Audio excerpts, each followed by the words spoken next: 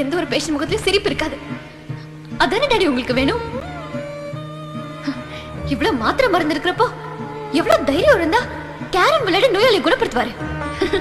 நாம அதை எப்படி அனுமதிக்கலாம்? அட்ராஷியஸ். அதிக பிரசங்கித்தானோ. சாக்க போற நோயாளியை பாட்டு பாடி சந்தோஷப்படுத்தா? அதை பார்த்துட்டு நம்ம எப்படி சும்மா இருக்க முடியும்?